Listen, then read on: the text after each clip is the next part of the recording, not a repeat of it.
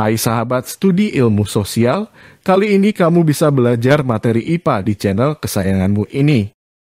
Kali ini, studi ilmu sosial ingin berbagi materi kromosom dan gen sebagai pembawa sifat.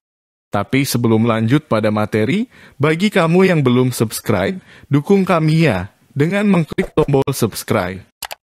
Dan bagi kamu yang sudah subscribe, bisa bantu kami dengan mengklik tombol suka. Lalu bagikan video ini di media sosialmu dan tentunya jangan lupa meninggalkan komentarnya. Karena dukunganmu sangat memotivasi kami untuk terus berbagi. Salam sehat dan tetap semangat. Kromosom dan gen sebagai pembawa sifat. Hai sahabat studi ilmu sosial, tahukah kamu di mana letak faktor pembawa sifat itu berada? Pada tahun 1902, seorang ahli genetika bernama Walter Shupton menyatakan bahwa faktor genetika terdapat pada kromosom. Sel adalah satuan terkecil kehidupan. Di dalam sel terdapat inti sel atau nukleus yang letaknya agak ke tengah sel. Di dalam inti sel terdapat kromosom. Kromosom berupa benang-benang halus yang hanya tampak dengan mikroskop pada saat membelah diri. Benang-benang halus itu disebut benang kromatin. Kromosom mengandung struktur yang terdiri dari benang-benang tipis yang melingkar-lingkar. Di sepanjang benang-benang inilah terletak secara teratur struktur yang disebut gen. Setiap gen menempati tempat tertentu dalam kromosom. Tempat gen di dalam kromosom disebut lokus gen. Gen inilah yang berfungsi mengatur sifat-sifat yang akan diwariskan dari induk kepada keturunannya. Selain itu, gen berfungsi mengatur perkembangan dan metabolisme individu. Gen terdiri dari DNA atau asam nukleat.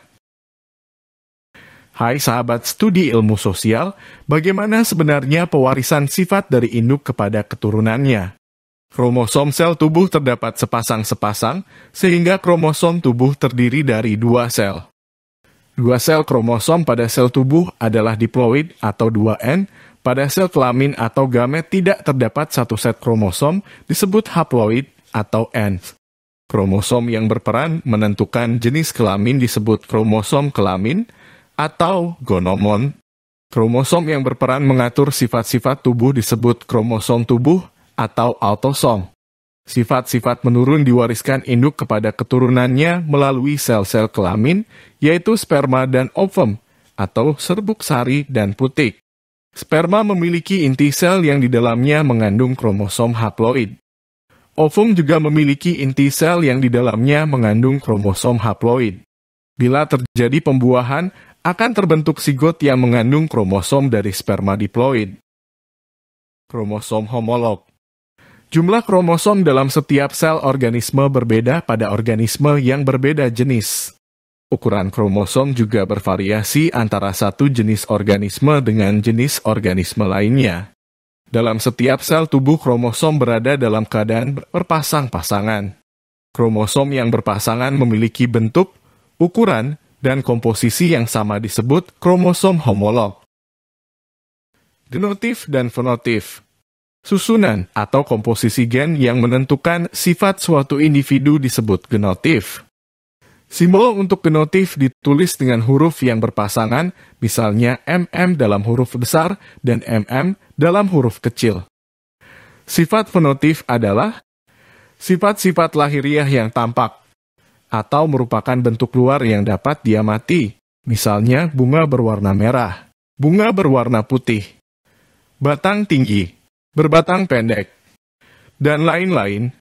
Jadi, anggota-anggota genotif adalah sepasang gen. Gen-gen yang terletak di posisi sama pada pasangan kromosom disebut dengan alel. Genotif memiliki pasangan kedua atau gen-gen yang sama disebut homosigot. Genotif yang memiliki pasangan alel yang berbeda atau gen-gen tidak sama disebut heterosigot. Dalam persilangan juga digunakan simbol-simbol, yaitu sebagai berikut. P adalah parental, berarti induk atau orang tua. F adalah filial, yaitu keturunan atau generasi yang diperoleh sebagai hasil dari persilangan atau perkawinan parental. F1 adalah keturunan pertama. Fn adalah keturunan ke N. Hai sahabat studi ilmu sosial, apakah kamu sudah mengerti tentang kromosom dan gen sebagai pembawa sifat? Jika kamu sudah memahaminya, dan video pembelajaran ini bermanfaat, kamu dapat membantu kami untuk membagikan video ini di media sosialmu. Semoga bermanfaat, salam sehat, dan terima kasih.